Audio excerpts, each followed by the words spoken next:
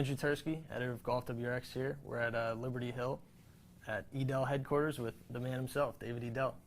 David, thanks for having us. Yeah, it's a pleasure to have you here. What are we going to do today? Well, we're going to talk about wedges, grinds, putter fitting, maybe some SLS, single length. So, Ooh, little single length irons. I like that. Shout out Bryson.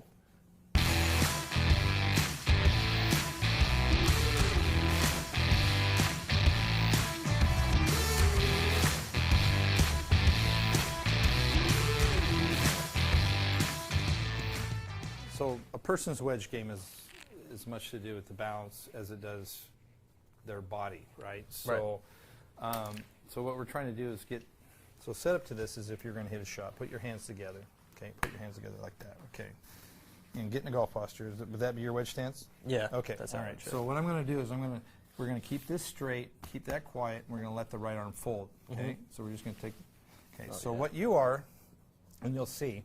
See how your right hand is in a covering position? Yeah. That would be side on, and then that would be an under. Okay. So your natural fold pattern is a side cover.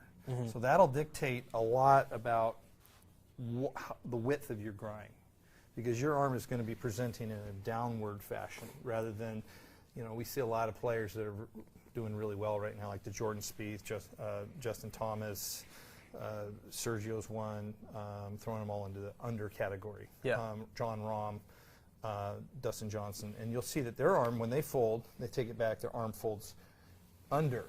Okay, and there's varying degrees of under. Zach Johnson's an extreme under, where you have some are side unders, right? And that's why you see that bent right wrist or left wrist, because the arm folds under and causes the wrist to bend. Okay, and so when they present more this direction. So their release is a lot more forward, and their arm is actually producing bounce. So they can go to the lower loss. So the problem with the industry is we see what's working well for somebody on tour, let's say, and then we say, oh, I need to go get a low bounce wedge because that's what that person does. On the other hand, you're a side cover, so you're the type of person, you'd see Patrick Reed is more of a cover, right? Yep. So he pushes down, right? All those factors. He just won the Masters, so that's good for me. Yeah, right. So you're in that category. So there's a lot of side covers. There's Tiger's side on, Rory's side on, Adam Scott's side on. Another factor that matters is your lie angle. So make a knuckle with your. This is all Mike Adams BioSwing Dynamics stuff. So we apply this to the fitting model, and so you are 16 inches. Don't move. So from the top of your humeral head. Get a little massage. So now you're 14 and a half. So you're an inch and a half longer here. So that predetermines that you're going to be a lot steeper.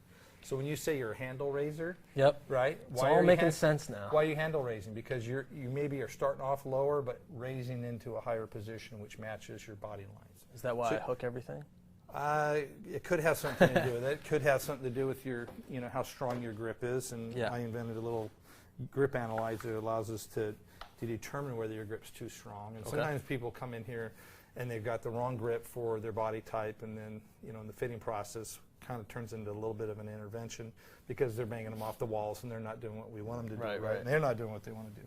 So when you grip the club, when you grip it, we can see that your right hand is quite a bit more on top, right? Which is a good thing, right? Because when your right arm straightens, I'm a big believer in the right arm, and with wedges, the right arm is pretty much the driving catalyst to being really good with low point and what have you. If your hand would have been under, right, and then you went to a covering position, that would shut the face, right? So then you have to create a lot of side bend and fall under, and that can cause radius issues when the body starts to make drop my problem backwards. way worse.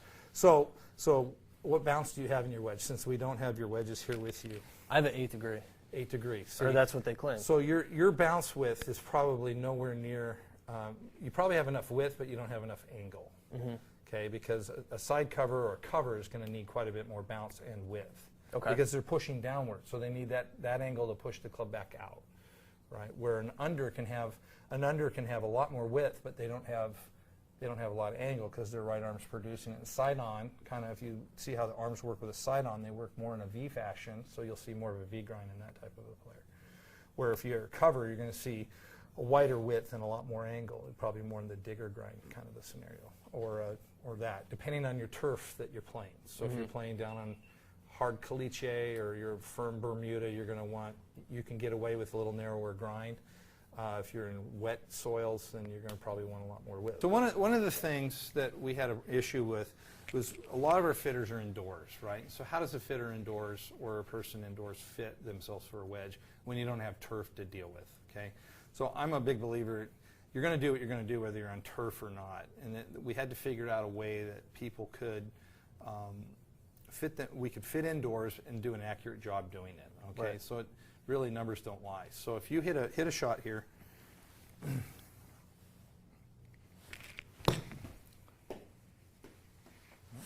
know why it's not grabbing.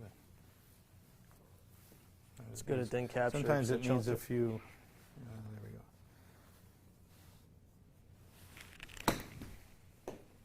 There we go. All right. So what we'll end up seeing right there. So your launch was at 32.9. Right. You can see that on the upper screen, or I can pull it back up. Right. So your launch was at 33, let's say, right? So we have a 60-degree wedge that you launched at 33. So that means you took 27 degrees of an angle off that golf club through either lean or angle of attack. So it really doesn't matter. Yeah, you have a signature of how you release a golf club. Everyone kind of has a signature of how they release a golf club. Unless you're involved in instruction, that's a different scenario of either changing that if you want through. But you can see at 33 degrees, that means you took a lot off the golf club, and that's pretty normal with a lot of tour players. So that was a low spin shot, not a long distance. So that means we need a lot more bounce. Okay. Right? So if you have 6, right, or 8, then you're in a deficit of almost 19 degrees of bounce. See, now a lot of like other. So that's what probably causes. And you said you had some yips. Yeah, you're getting kind of yippy and flinchy, is because I think what's happening is you don't have bounce, so you're trying to create it through your spine angle. And that's what usually happens when there's no. If you were to go like that, you'd just dig right into the ground. You have a lot of rake. Definitely. Right, and so you have a tendency to kind of look like you lean back and wipe across it. For sure. Right, and that's probably because you're trying to produce bounce. And the problem is let me grab a couple things here. And radius is the secret to being a great wedge player. So if this is your radius right here, and you lean backwards, that's me. Then you're forced to shove your hands forward to hit a shot, which then forces you to de-loft.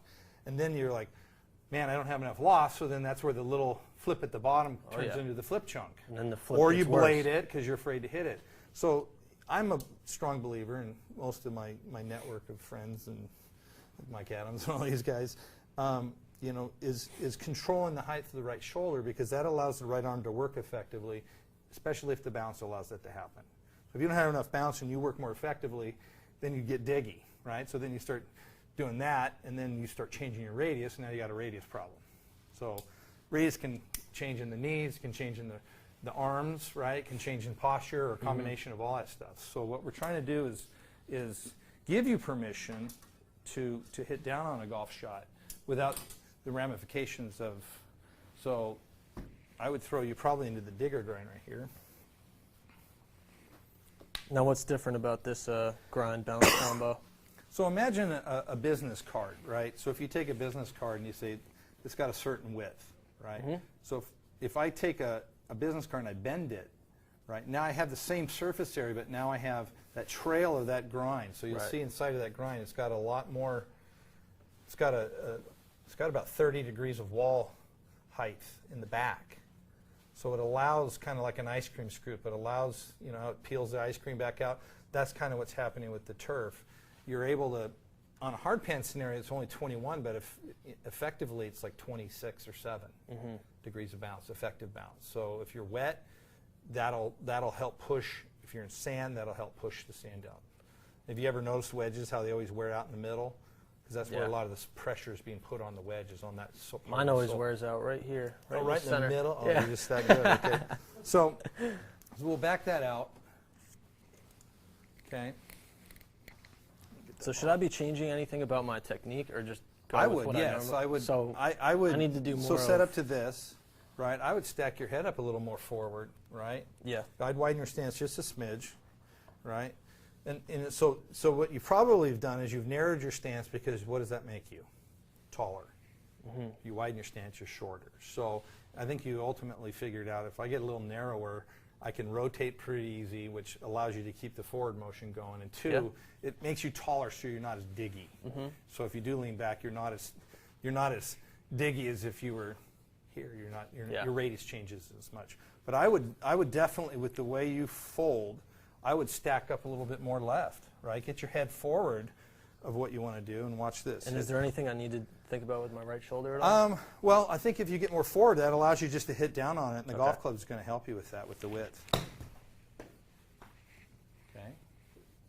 So stacking up, people they're really surprised when they see how much higher they hit it when they stack up. That one went really low. So your launch angle was 24 because you held on to it. Let it release now. Okay. Just fold the right arm and straighten it. Right, so you're going to start seeing a lot more spin because of that, because you're getting more forward, and that allows that because now the wedge will give you permission to hit the ground. You're not going to feel as afraid. I do feel freed up where I could actually hit down on it, whereas usually I'm kind of struggling with that mentally. I'm more like, oh, I need to kind of pick it and hold it. Well, see, the problem when you have an improper bounce is, so if horizontal and vertical make gray, right? If you were to say that was black and white. So if you were to most people are too horizontal with their rotation, right, and they get vertical with their arms. So if you get more vertical with your pivot, then your arms can actually shallow. So I would actually, even with your setup, I would drop your right foot back a little more. Okay? Like more square? More back even. Yeah, get that right hip, get that, see, getting that hip, see if you're open, your hip's in the way, right? Yeah. So if your hip's back, it also does two things. It slows your hip action down, so it lets the upper part take over more. So you see a lot of tour players, they'll be back and with their right foot. And that kind of creates a little more resistance here, so the upper body can swing across the lower body. Gotcha. It also gives room for the hands to come in shallower. And by stacking yourself up a little more left, then your low point's going to be a lot more concentric to the bottom. So swing along your shoulder line. You swung on your low point. So see why are you so stiff, bro? I don't know. Fold. So you're going to fold the right arm and straighten the right arm. Why are you so over stiff, here, bro? And you're going to finish a little more forward and a little bit more like that. Okay. Right? Yep. Okay. Put that on a t-shirt. That looked quite a bit better. That felt good. Yeah. So if your arms fold and they're always trying to seek the middle of your chest, wherever your chest is, your arms and hands will follow, right? If you get your chest lines off to, where your hand positions are, your hands are going to seek to get in front, and that's what can cause a lot of that weird acceleration down at the bottom. It can cause weird. I think you just rotate more than you need to. I mean, I'm just saying this because. You think I do rotate more? Well, or I think more? I think that. I do think sometimes I think you're pulling like across that. with your arms so much, and Yeah. you get your hands moving faster in your chest. And I think that's a result of, I would rather see you try to finish lower here like that. Okay. Right, and let the right arm kind of fold and straighten. There you go. Okay. And so stack up. Feels a little different. Chest more open, right? Face a little more open, right? That'll offset your. And then just much better. I feel more confident. Like I can so really get through and get at the ball. Yeah. Yep. Yeah, and it's wherever your head's at is where your low point's going to be. So most people, due to the fact that they've got the improper bounce, end up having their head fall back, right? Which also, I mean, that's what I do. I fall back. Which also makes the plane, your eyes are your plane line. So if you get your head more forward, that gives you the permission to go more left because it doesn't feel so crooked, right? If I move your head forward, right? If I just say lean forward, I don't want you to lean forward. I want your head to move forward so we can move your low point forward. So your right arm can start working effectively. Do you think a lot of people don't play enough bounce? Oh, absolutely. I'd say people are probably underbalanced, especially in a 60, which is what we're hitting. Yeah. Easily 10 degrees. Yeah, because if you look on the market, like you go on shelves or you're buying something online, the highest you can even get is like 12 or 14. Yeah. See, bounce to me should never be this. It shouldn't go like 8, 16, and 6. Right, that's what we tend to see. Yeah, which doesn't make any sense because the 60 has the most open face. Even if you lay it open, you're going to need that bounce, and you don't need. The only way a player can get it is through trail. If they have a wide enough sole, then that raises that creates bounce. So that's why a lot of players say, oh, I play 58, and then they roll it 4 degrees open. They use the trail to create bounce. When if you had a 60 that was set up to do that all automatically, they wouldn't have to do that. So 60s need the most bounce of all of them. Why is bounce so important? Well, it's the resistance to digging, right? And it's a customizable angle because everybody has a different release. Everybody has a different body. They have a different height, right? They play in different soils. So if you're not customizing that bottom of that golf club, then your person's really setting themselves up for failure, right? So, I mean, the tour players know immediately. I mean, we saw it when all the new groove rule came out, and everybody started they were just shipping wedges out to everybody. Everybody's wedge game went to hell because they hadn't had time to rebuild those grinds for each one of those players. They were coming back going, I hit my old grind, look how I hit it, and then they go, this thing's not the same, and then they go, okay, and they did all the work, and then their wedge game came back. I mean, a lot of guys suffered tremendously. And some people can't rebound from it because then they get the yips and then they get psycho on it, right? When they had the game. So I know about hit this. another one, just lay it open.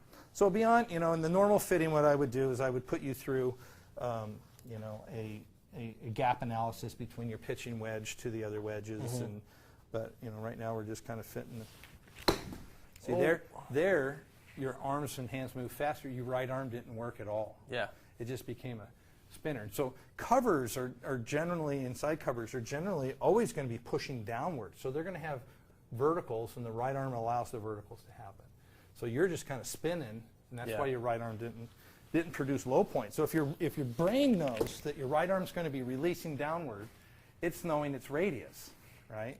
If you're not thinking about how your right arm folds, and most people don't understand, kind of in a hold there, doesn't matter. So set up to it. So allow that right arm to fold, right? It's going to fold, and your face, for you, is going to feel slightly shut. Okay. Right? That's not shut for you because you're steeper and your face is going to feel slightly shut. You don't want to roll that thing open. Gotcha. Right? Because now it's changing because your hand position is going to go from here to there. Right? If you keep it there, see how your hand's pointing? And so you're right. So if we were to take, so your right arm, so here's a laser. If your right arm is basically going to be tracing the baseline. If they had a laser coming out of your forearm, it would be pointing to the baseline. And the face should be congruent to that fold pattern. So I shouldn't be trying, because I do think I try to force it open, so I'm back here. Yeah, you're forcing it open to create. So I should be more like that. And if you release, instead of drag, if you release the right arm, you're going to bring it back to, so if you straighten that right arm, what's square? Oh, sorry. Face the club. So just don't move your body so much. Stack up left, pull your right arm back. Don't feel like you move a whole lot, and just straighten your right arm. Much better. And that feels way more repeatable. Yeah. And now you kind of hung down on that. The more you start to release that right arm, I mean, for hitting a wedge shot. Should I be feeling like I'm releasing it down into the ball? I'm hitting down, letting it go? Absolutely. Gotcha. So if I were, let me jump in here. Yep. So if that's my baseline, and if I fold my right arm and I turn, I should be able to just trigger that right to the baseline. That was cool. So I mean, it's because I practice it. Most people are rotate and then trying to find the plane line. My ball would be throwing out here. Well, an under will throw forward, a side on will throw in the middle, and a cover will throw right behind themselves, right? Yeah. I put it in a cover and I can't do it. Gotcha. If I go side on to my fold, which is side on, I can throw it on the baseline all day long, right? So if you got into your right arm straightening, you watch video of all the great wedge players, Phil, they got phenomenal trail arms. And when that triggers is extremely important for wedge play because it dictates to the brain how high you need to be, right? If you're releasing it, the brain knows what you're doing. If you're just kind of wiping through it, it's going, is he going to lean back? Is he going to do all this stuff? How fast are the hands moving in relation to the chest? How you get this real wipey pull across. Oh, yeah. That's kind of my take on it. So it's not something I've ever even thought about, if we're being honest. Well, nobody talks about the right arm because Yeah. it's kind of a mystery thing. Yeah. And that's why the grip is so critically important to the fold pattern. So make sure that face feels. So if you just take your left arm across your chest and fold your right arm, it's slightly shut, isn't it? Now just straighten And your then right I just arm. let it. Yeah, so let you it go don't have to down. do anything different. Gotcha. It's like a dog taking a crap. They just go straight.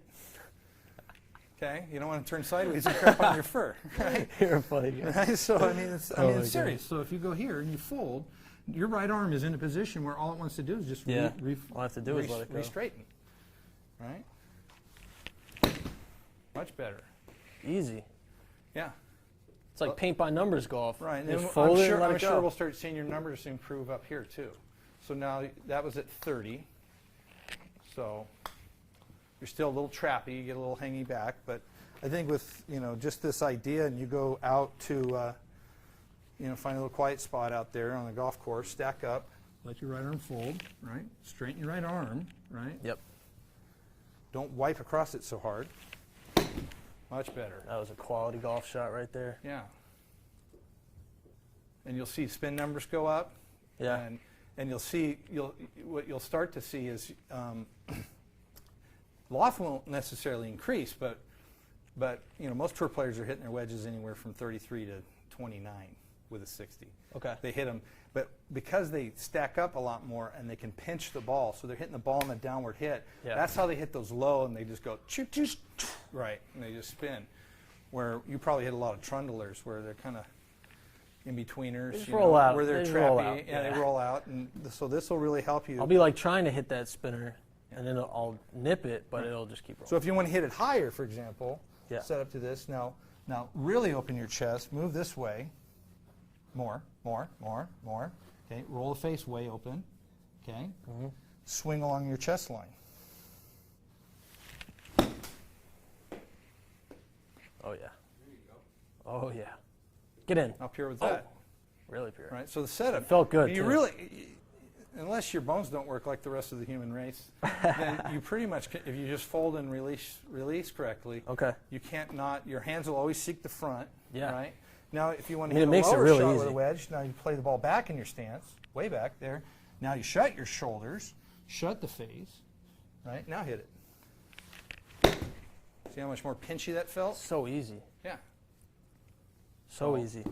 So the wedge allows you to do that. The bounce allows you to do that. You need maximum bounce because now you're going to be pushing down with your right arm. Right. So more bounce for me is better. Way better. Okay. Yeah. And width. Width will help you too. Okay. Right. You don't want too much width, and that's kind of a misconception, of.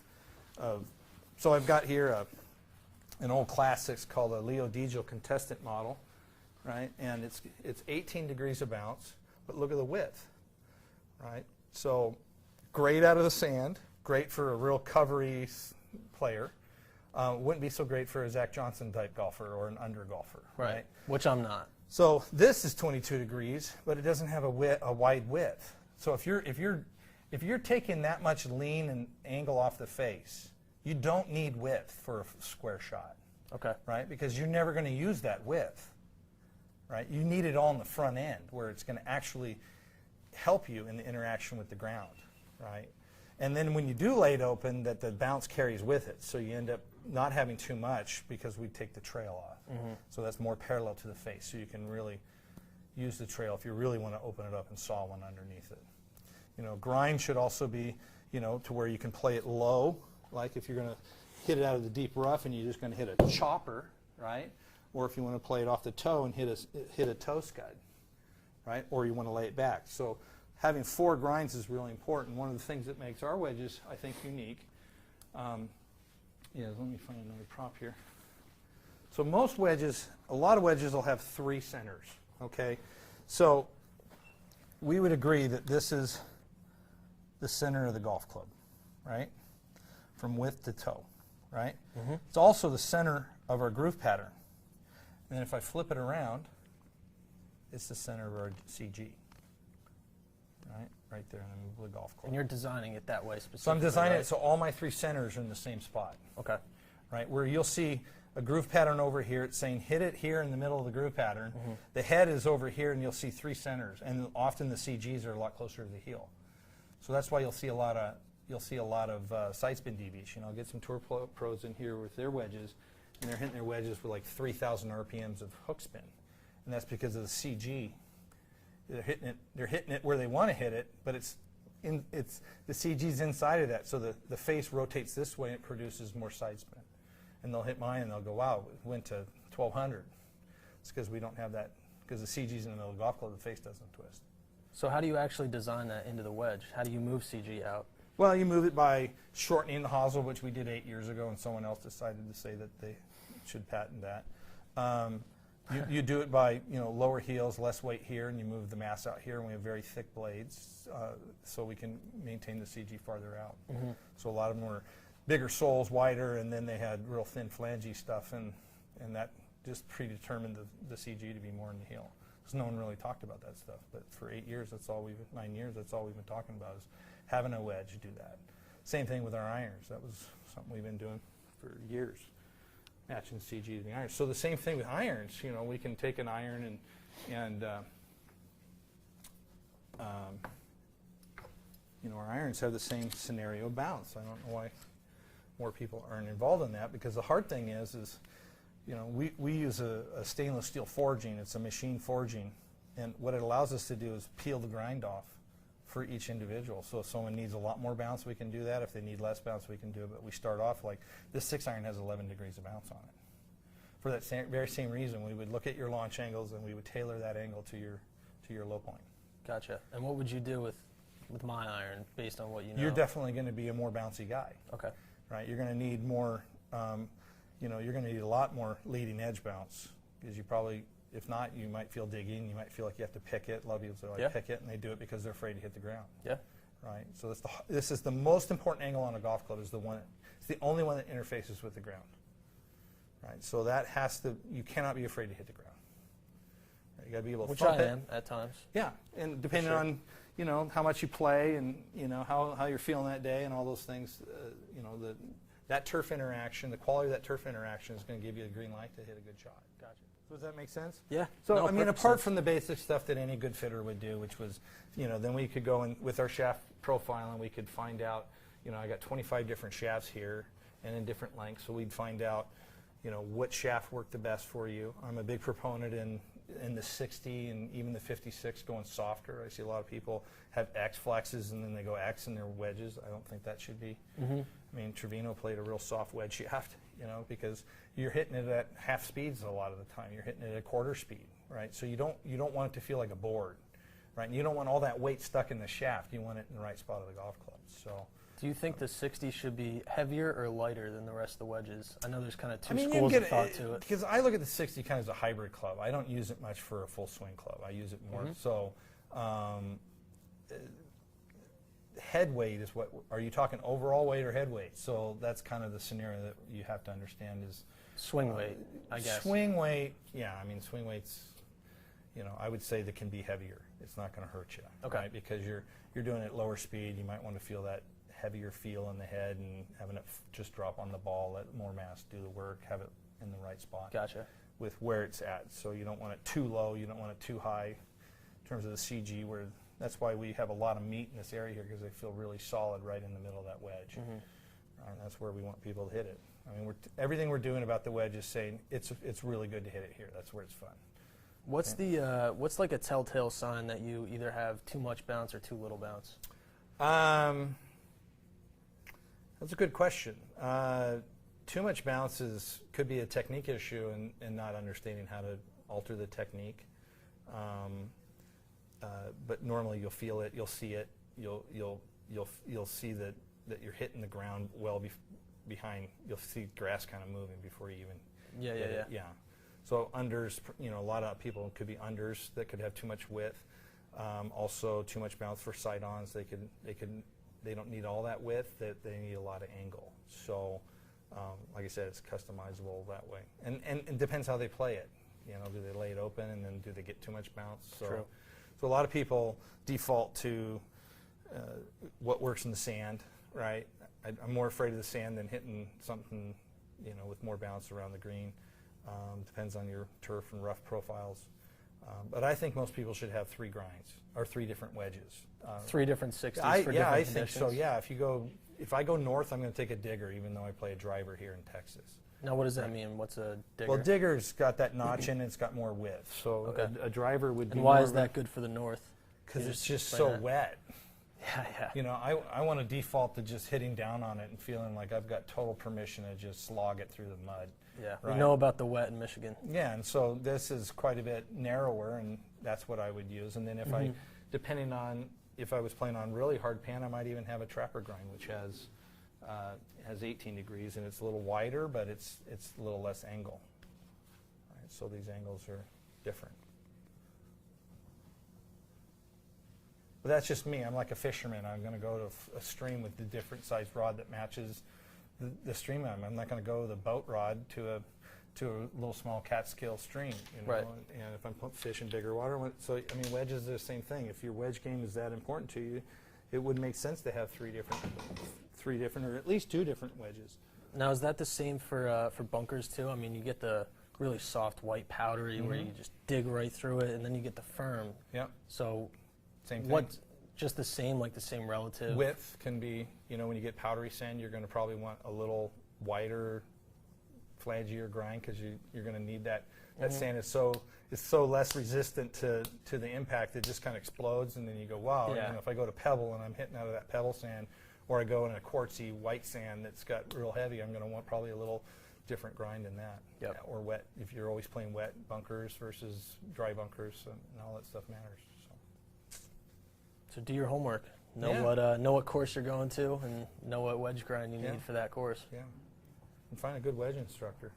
They're worth their weight in salt.